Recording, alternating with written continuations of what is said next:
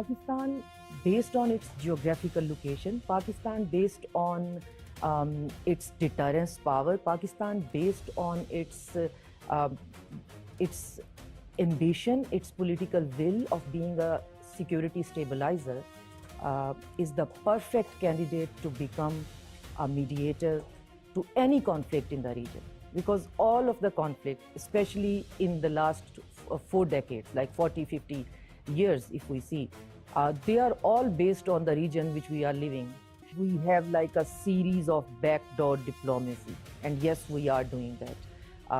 And we are doing that with multiple countries, we are doing that in multiple conflicts, and its spectrum is not limited to the region like Central Asia, South Asia, Gulf countries. We are diplomatically active even in Africa, in MENA region. So we are doing backdoor mediations in multiple spheres, in multiple countries. Sometimes our foreign office openly expresses that. Sometimes we have the news, we know where things are going, what we are doing. Personal relations are important.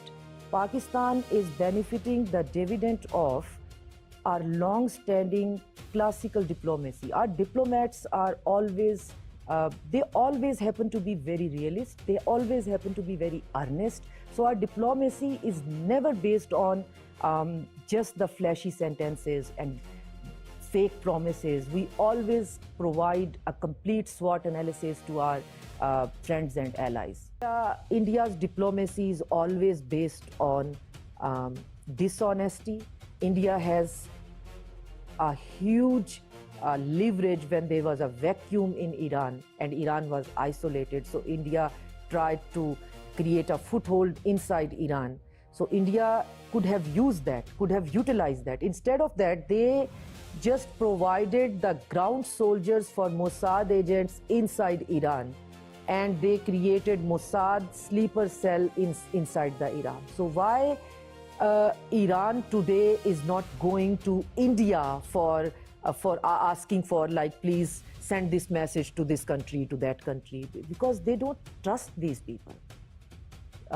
India is irrelevant in every sphere, and India's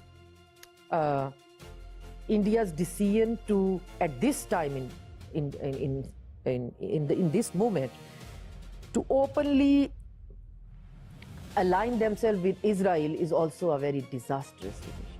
Nobody was expecting an agreement. Nobody was expecting a holistic document which can solve the problem overnight, because the problem include the nuclear program of Iran. It includes now the operationalization of the Strait of Hormuz.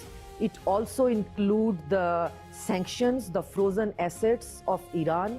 It includes the diplomatic isolation, economic isolation of Iran. So it includes so many things. And for each and everything, in these type of negotiations, a country needs different types of experts, teams of experts. Just J.D. Vance and Arachi or the Speaker of Iranian Assembly cannot discuss the nuclear deal and then economic issues, then banking and finance issues. So each round required different experts. So if they agreed on agenda point in near future, or whenever they decided to sit again together, they are not going to say that we have decided and each and every problem has been solved. The only thing which they will say that we agreed on the agenda points and we are now indulging in long-term discussions to solve these problems one by one.